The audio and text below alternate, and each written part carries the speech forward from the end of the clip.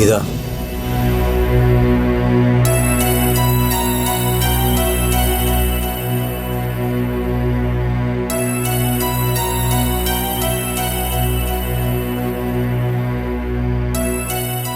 Sorry. എന്തിന്? നിങ്ങൾ ഉദ്ദേശിച്ച് നടക്കാതെ പോയതിന് ഞാനാ ക്ഷമ പറയേണ്ടത്. ഞാൻ പിന്നെ എന്ത് വേണമായിരുന്നു? ഭാര്യയും മകളും കൂടി എന്നെ ഇത്രയും നാൾ വഞ്ചിക്കുകയായിരുന്നു എന്ന് മനസ്സിലാക്കിയപ്പോൾ എന്റെ മുന്നിൽ വേറെ വഴിയുണ്ടായിരുന്നില്ല. അതെ, കൊല്ലണമായിരുന്നു. എന്നിട്ട് ഭാര്യയോടും മകളോടൊപ്പം തീരണമായിരുന്നു നിങ്ങളും. നിങ്ങൾ തിരഞ്ഞെടുത്ത വഴി തന്നെയായിരുന്നു നല്ലത്. പക്ഷെ എന്ത് ചെയ്യാം, ദൈവമായിട്ട് ഒരു സൂചന എനിക്ക് നൽകിപ്പോയില്ലേ? ജന്മം കൊടുത്ത കുഞ്ഞ് കൺമുമ്പിൽ കിടന്ന് പിടഞ്ഞു വീഴുന്നത് കാണാൻ ദൈവം അനുവദിച്ചില്ല. അവളുടെ അമ്മയായി പോയില്ലേ ഞാൻ? അപ്പൂനെ ഒഴിവാക്കാമായിരുന്നു. എനിക്ക് സന്തോഷത്തോടെ ഒരു വാക്ക് പോലെ എതിര് പറയാതെ ഞാനുണ്ടാവുമായിരുന്നു കൂടെ. അവള് പിന്നെ എങ്ങനെ ജീവിച്ചാലും നമ്മളൊന്നും അറിയില്ലായിരുന്നല്ലോ. ഇല്ല ഗീത, താൻ ഇനി എന്തൊക്കെ പറഞ്ഞാലും അവളെ ഉൾക്കൊള്ളാൻ എനിക്ക് കഴിയില്ല. എൻ്റെ മകളൊരു ട്രാൻസ്ജെൻഡർ ആണെന്ന് മനസ്സിൻ്റെ ഒരു അംശം കൊണ്ട് പോലും അംഗീകരിക്കാൻ എനിക്ക് പറ്റില്ല. ഇനി നിങ്ങളുടെ അംഗീകാരം അവൾക്ക് ആവശ്യമില്ല. വിജയ പണിക്കരുടെ മകളാണ് താനെന്ന് ഒരിക്കലും എവിടെയും അവളെ ക്ലെയിം ചെയ്യില്ല. അവളെ എനിക്ക് നന്നായിട്ടറിയാം. ആ ഉറപ്പിന്റെ ബലത്തിലാണ് ഞാനീ പറയുന്നത്. ഇപ്പൊ സമാധാനത്തോടെ കിടന്നോളൂ. അപ്പോ നിങ്ങൾക്ക് ഇനി ഒരു ബാധ്യതയാവില്ല. ഒരാളുടെ മുന്നിലും അവളുടെ പേരിൽ ഇനി തലകുലിക്കേണ്ടി വരില്ല. ഇതൊക്കെ വാദത്തിന് വേണ്ടി വെറുതെ പറഞ്ഞ് ജയിക്കാവുന്നതേ ഉള്ളൂ ഗീത. ഇമോഷണലായിട്ട് കാര്യമില്ല. റിയാലിറ്റി എന്താണെന്ന് മനസ്സിലാക്ക്. അത് ഫേസ് ചെയ്യാൻ പറ്റാത്തതുകൊണ്ടാണ് ഞാൻ. അല്പം പോലും ലജ്ജ തോന്നുന്നില്ലേ വി പി ഇങ്ങനെയൊക്കെ സംസാരിക്കാൻ? റിയാലിറ്റി ഫേസ് ചെയ്യാൻ ശക്തിയില്ലാഞ്ഞിട്ടാണ് പോലും. 25 വർഷമായി മറ്റുള്ളവർക്ക് ജീവിത വിജയത്തിന്റെ ബാലപാഠങ്ങൾ ചൊല്ലിക്കൊടുക്കുന്ന ആളാണെന്ന് സ്വയം മേനി പറയാറുണ്ടല്ലോ എപ്പോഴും. ആ വ്യക്തി തന്നെയാണോ റിയാലിറ്റി ഫേസ് ചെയ്യാനാവാതെ സ്വന്തം ഭാര്യയും മകളെയും കൊന്നിട്ട് ആത്മഹത്യക്ക് ശ്രമിച്ചത്? കഷ്ടം. നിങ്ങളെ ഓർത്തിട്ടല്ല, നിങ്ങൾ ശിഷ്യരായിരുന്നവരെ ഓർത്തിട്ടാ എനിക്ക് സഹതാപം തോന്നുന്നേ. ഗീത, എന്താ വല്ലാതെ പൊള്ളുന്നുണ്ടല്ലേ? പറഞ്ഞത് സത്യം തന്നെയാ. ജീവിതത്തിന്റെ പരുക്കൻ യാഥാർത്ഥ്യങ്ങൾ ഉൾക്കൊള്ളാൻ കഴിയാത്ത, അതിന്റെ മുന്നിൽ പേടിച്ച് തന്നെയും തന്റെ ചുറ്റുമുള്ളവരുടെയും ജീവിതം തല്ലിക്കൊഴിക്കാൻ പോലും മടിക്കാത്ത ഒരു ഭീരുവാ വി പി നിങ്ങള്. അതാണ് വി പി എന്ന റിയാലിറ്റി. നിർത്തണ്ട. മതിയാവോളം അധിക്ഷേപിച്ചോളൂ. പക്ഷെ എത്രയൊക്കെ അധിക്ഷേപിച്ചാലും അപ്പോ എന്ന മകളെ മാത്രമേ എനിക്കൊരു പിതാവ് എന്ന നിലയ്ക്ക് അംഗീകരിക്കാൻ കഴിയൂ. അതിനപ്പുറമുള്ളതൊന്നും എന്നെ സംബന്ധിച്ചൊരു റിയാലിറ്റി അല്ല. അത് അക്സെപ്റ്റ് ചെയ്യാനും ആസ്വദിച്ച് ജീവിക്കാനും വിജയ പണിക്കരെ കിട്ടില്ല.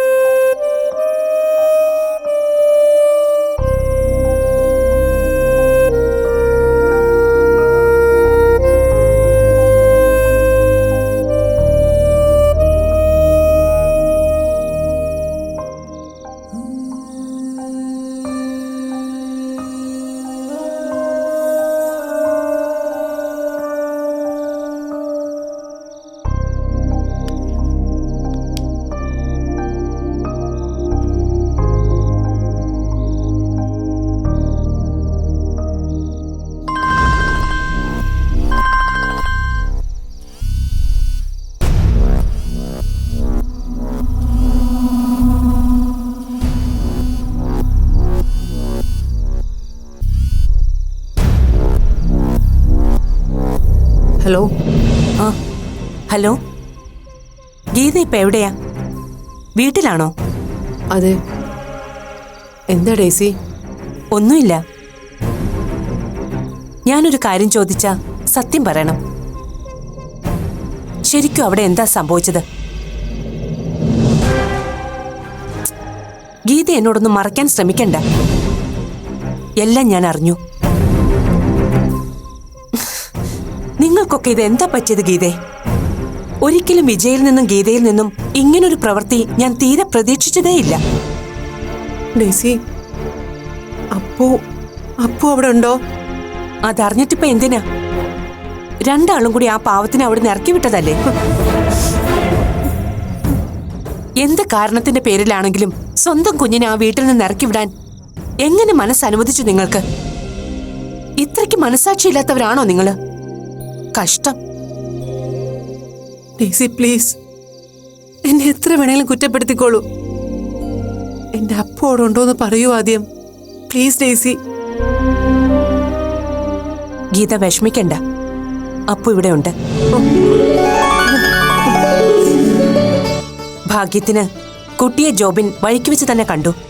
നിർബന്ധിച്ചിട്ടാ അവളെ ഇങ്ങോട്ട് കൂട്ടിക്കൊണ്ടു വന്നത്.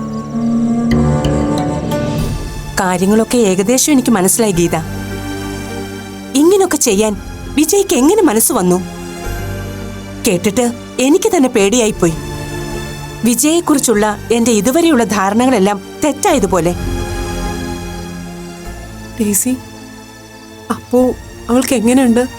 അവൾക്കിവിടെ ഒരു കുഴപ്പമില്ല. അവളുടെ കാര്യം ഓർത്ത് ഗീത വിഷമിക്കുകയും വേണ്ട. അവള് നല്ല ഹാപ്പിയായിപ്പോ. ജോബിന് നിങ്ങളോട് രണ്ടുപേരോടും നല്ല ദേഷ്യമുണ്ട് കേട്ടോ. അപ്പു ഇവിടെ ഉണ്ടെന്നുള്ള കാര്യം നിങ്ങളെ അറിയിക്കേണ്ടെന്ന് അവൻ പറഞ്ഞത്. പക്ഷേ അപ്പോഴത്തെ ഒരു ദേഷ്യത്തിന് അങ്ങനെ ചെയ്തു വെച്ച് അവളെ ഓർത്ത് ഗീതയുടെ മനസ്സ് എത്രമാത്രം വിഷമിക്കുന്നുണ്ടെന്ന് എനിക്കറിയാം. അതുകൊണ്ടാ ഗീതയോട് ഞാനിത് പറയാൻ തയ്യാറായത്. അവളുടെ കാര്യം ഓർത്ത് ടെൻഷൻ വേണ്ട. അവൾ ഇവിടെ സേഫാ. Thank you Daisy, thank you so much. ഓ, നന്ദി പറച്ചിലിന്റെ ആവശ്യമൊന്നുമില്ല ഗീത. നിങ്ങൾക്ക് വേണ്ടെങ്കിലും അവളെ ഞങ്ങൾക്ക് വേണം. ശരി, സമാധാനത്തോടെ കിടന്നു.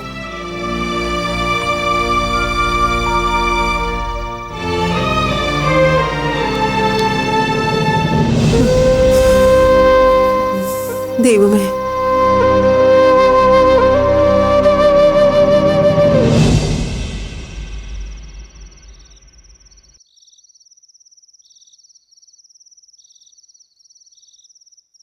മമ്മി ആരെയാ വിളിച്ചത്? ഗീതേ, എനിക്കത് തോന്നി ടീച്ചർ കരിങ്കാലി പണി ചെയ്യുമെന്ന്. നീ പിണങ്ങണ്ട. ഗീതയെ വിളിച്ച് ഈ വിവരം പറഞ്ഞില്ലെങ്കിൽ അത് മോശമാണ് ജോ. നിനക്കത് ഇഷ്ടമായില്ലെങ്കിൽ സോറി.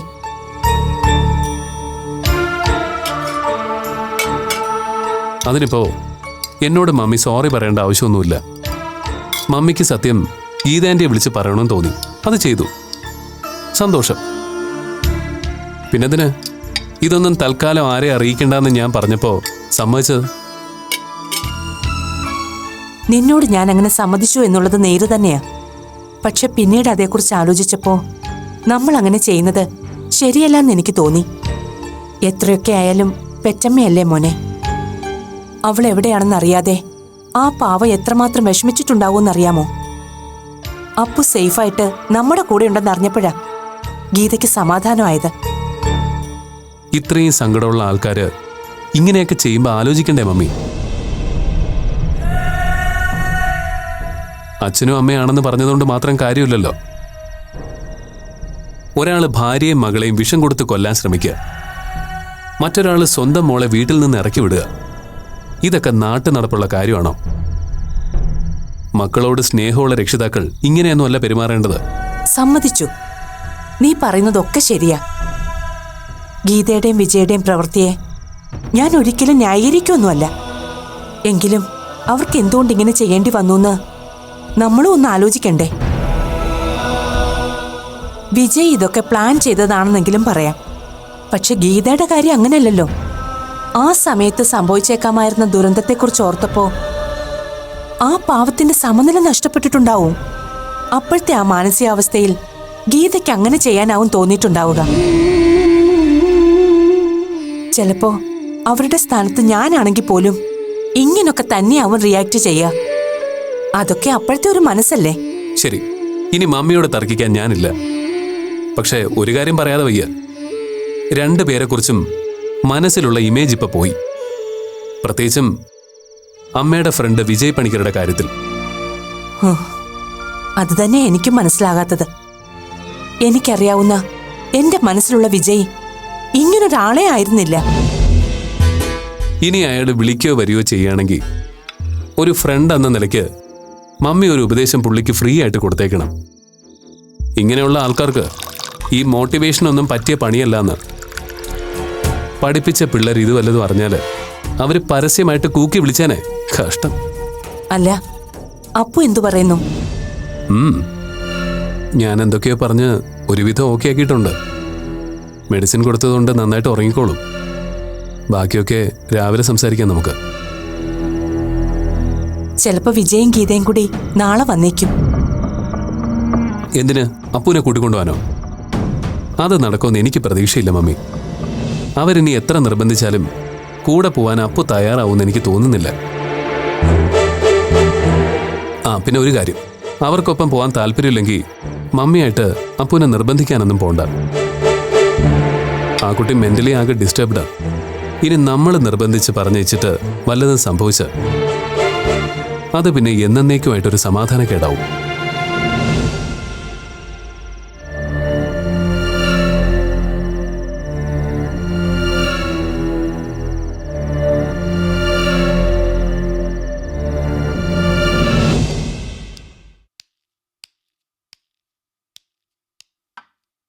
ചായ വെച്ചിട്ടുണ്ട്.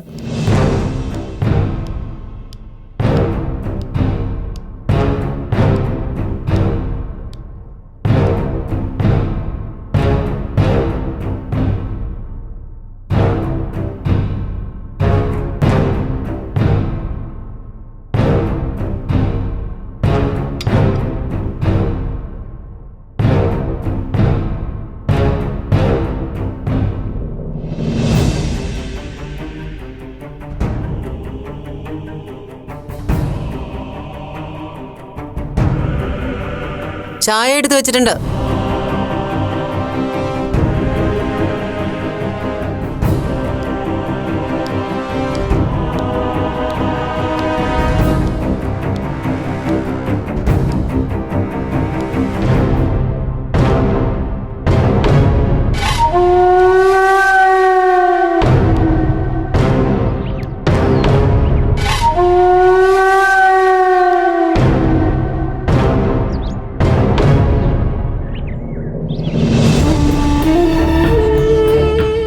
രാവിലെ തന്നെ മോളെ തേടി ഇറങ്ങിയല്ലേ, അന്വേഷിച്ച് നടക്കട്ടെ. കുറച്ച് അരഞ്ഞിരിഞ്ഞ് നടന്നാലേ ചെയ്ത തെറ്റെന്താണെന്ന് മനസ്സിലാവും.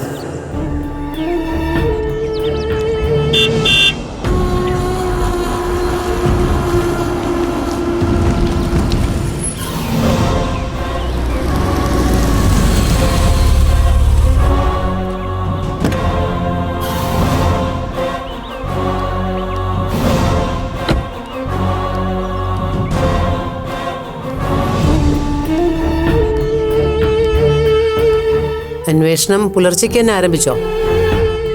എന്നിട്ട് വിവരമെല്ലാം കിട്ടിയോ? എന്തെങ്കിലും പ്രതീക്ഷയ്ക്ക് വകയുണ്ടോ? നേരെ ഇത്രയല്ലേ ആയുള്ളൂ. കുറച്ചേരം കൂടെ എവിടെയെങ്കിലുമൊക്കെ അന്വേഷിക്കായിരുന്നില്ലേ?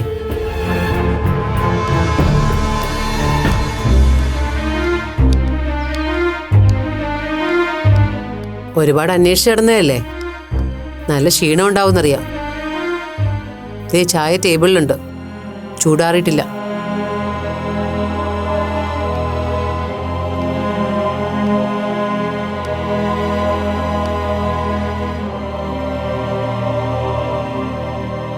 ഇനി എപ്പോഴാ അടുത്ത അന്വേഷണം?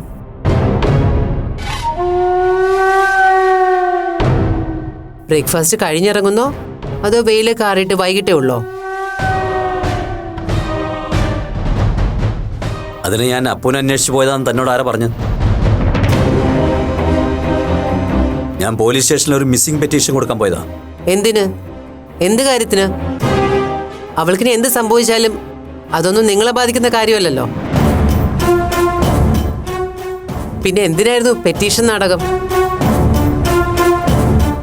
ഓ, നാട്ടുകാരെങ്കിലും അറിഞ്ഞാൽ സ്വന്തം ഉത്തരവാദിത്തം നീറ്റായിട്ട് ചെയ്തു എന്ന് അറിയിക്കാൻ വേണ്ടിയായിരിക്കും പരാതി കൊടുത്തത്.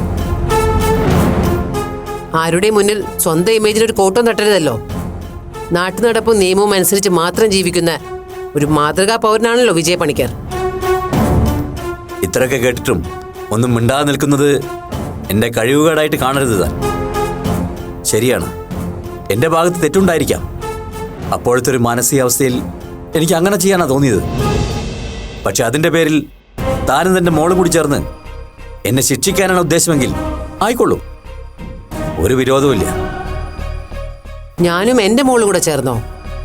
അതിന് എൻ്റെ മോൾ എവിടെയാണെന്ന് നിങ്ങളെപ്പോലെ തന്നെ എനിക്കും അറിയില്ലല്ലോ. എന്താ, ഞാൻ പറഞ്ഞ വിശ്വാസമായില്ലേ? അറിയില്ലെങ്കിൽ സാരമില്ല. അതിനാ ഞാൻ പോലീസ് സ്റ്റേഷനിൽ മിസ്സിംഗ് പെറ്റീഷൻ കൊടുത്തത്. ഇനി അപ്പു എവിടെ ഉണ്ടെന്ന് പോലീസ് അന്വേഷിച്ച് കണ്ടെത്തിക്കോളും. പിന്നെ താനായിട്ട് അവളെ ഇവിടെ നിന്ന് ഇറക്കി വിട്ടതാണെന്ന് ഞാൻ പറഞ്ഞിട്ടില്ല. അച്ഛനും അമ്മയുമായി വഴക്കിട്ടിട്ട് അവൾ സ്വയം ഇവിടുന്ന് ഇറങ്ങിപ്പോയി. അങ്ങനെ ഞാൻ പരാതി കൊടുത്തിരിക്കുന്നു. കൊള്ളാം. ഞാനായിട്ട് ഇവിടെ നിന്ന് ഇറക്കി വിട്ടതല്ലെന്ന് പറഞ്ഞു വരുന്നത് എന്താണെന്ന് മനസ്സിലായി. അപ്പൂനെ ഇറക്കി വിട്ടത് ഞാനാണെന്ന്. എന്നുവെച്ചാൽ അവിടെയും വിജയ പണിക്കരുടെ ഭാഗം ക്ലിയർ ആണ്. കുറ്റക്കാരി ഞാനാണെന്ന് ഭംഗിയായിട്ട് പറഞ്ഞു വയ്ക്കുന്നു. കൊള്ളാം. താൻ വെറുതെ എഴുതാപ്പുറമൊന്നും വായിക്കേണ്ട ഗീത. ഞാൻ അങ്ങനെയൊന്നും ഉദ്ദേശിച്ചിട്ടില്ല. പോലീസ് എൻക്വയറിക്ക് വരുമ്പോൾ നമ്മൾ രണ്ടുപേരും പറയുന്നത് ഒരുപോലെ ആവണമെന്ന് വെച്ചിട്ടാ ഞാൻ അങ്ങനെ പറഞ്ഞത്. അല്ലാതെ തന്നെ കുറ്റക്കാരിയായി ചിത്രീകരിക്കാനൊന്നും അല്ല. ശരി, സമ്മതിക്കുന്നു. പക്ഷെ ഒരു സംശയം. പോലീസ് എൻക്വയറിക്ക് വരുമ്പോൾ ഞാൻ ഈ കാര്യം തന്നെ പറയാം. അപ്പോൾ അവർ അച്ഛനുമായിട്ടുള്ള വഴക്കിൻ്റെ കാര്യം ചോദിക്കും. സ്വാഭാവികമായിട്ട് ചോദിക്കുമല്ലോ. അതിന് എന്ത് മറുപടിയാണ് പറയേണ്ടത്? അപ്പൂൻ്റെ യഥാർത്ഥ പ്രോബ്ലം തന്നെ പറയാം അല്ലേ? വിപിക്ക് അതുമായിട്ട് ഒരിക്കലും പൊരുത്തപ്പെടാൻ പറ്റാത്തതുകൊണ്ട് ആഹാരത്തിൽ വിഷം ചേർത്ത് ഭാര്യയും മകളെയും കൂട്ടി ആത്മഹത്യക്ക് ശ്രമിച്ചെന്നും അത് മനസ്സിലാക്കിയ അപ്പു അച്ഛനും അമ്മയോടും വഴക്കിട്ട് ഇറങ്ങിപ്പോയതാണെന്നും പറയാം അല്ലേ?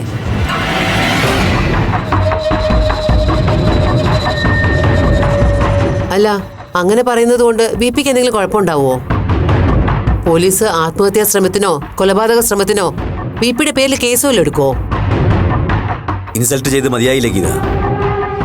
ഇനിയെങ്കിലും ഒന്ന് നിർത്തിക്കൂടെ? എനിക്കറിയാം, അപ്പുവിനെ കാണാതായതിൻ്റെ ടെൻഷനേക്കാളും താനിപ്പോൾ ആസ്വദിക്കുന്നത് എൻ്റെ ഈ നിസ്സഹായതയാ. എൻജോയ് ചെയ്തോളൂ. മതിയാവോളം താനിതൊക്കെ ആസ്വദിച്ചോളൂ. പറഞ്ഞല്ലോ, പരാതിയോ പരിഭവോ ഇല്ലാതെ ഇതെല്ലാം അനുഭവിക്കാൻ ഞാൻ തയ്യാറാണ്. സോറി, വിപിക്ക് തെറ്റി. നിങ്ങളുടെ നിസ്സഹായാവസ്ഥ ആസ്വദിച്ച സായുജ്യ അടയാൻ മാത്രം ഞാനത്ര കഠിന ഹൃദയമൊന്നുമല്ല. പക്ഷെ ഒരു കാര്യം ഇനിയെങ്കിലും മനസ്സിലാക്കിയാൽ കൊള്ളാം. എല്ലാ സമ്മർദ്ദങ്ങൾക്കും ഒരു ഫ്രീസിംഗ് പോയിന്റ് ഉണ്ട്. നിങ്ങൾക്കും അപ്പൂനും ഇടയിൽ ഒരു ഭാര്യ എന്ന നിലയിൽ, ഒരു അമ്മ എന്ന നിലയിൽ എനിക്ക് അനുഭവിക്കേണ്ടി വന്ന ടെൻഷനും പ്രഷറും എത്രയാണെന്ന് പറഞ്ഞാൽ മനസ്സിലാവില്ല. എന്നിട്ടും നിങ്ങളിപ്പോൾ പറഞ്ഞതുപോലെ പരാതിയോ പരിഭവമോ ഇല്ലാതെ കഴിവതും മുന്നോട്ട് കൊണ്ടുപോകാൻ ഞാൻ ശ്രമിച്ചു. അതിനുവേണ്ടി പലതും നിങ്ങളിൽ നിന്ന് മറച്ചു വെക്കേണ്ടി വന്നിട്ടുണ്ട്, കള്ളം പറയേണ്ടി വന്നിട്ടുണ്ട്, സമ്മതിക്കുന്നു. പക്ഷേ അതൊന്നും എൻ്റെ സ്വാർത്ഥതയ്ക്ക് വേണ്ടിയോ ഇമേജ് സംരക്ഷിക്കാനോ ആയിരുന്നില്ല. ഇത്രയൊക്കെ സഹിച്ചിട്ടും എനിക്കെൻ്റെ കുഞ്ഞിനെ നഷ്ടപ്പെട്ടു. ഭർത്താവിൻ്റെ സ്നേഹമോ വിശ്വാസമോ നേടാനും ആയില്ല. പകരം പ്രതിഫലമായി കിട്ടിയത് വിഷം വിളമ്പിയ ഒരുപിടി ആഹാരമാണ്.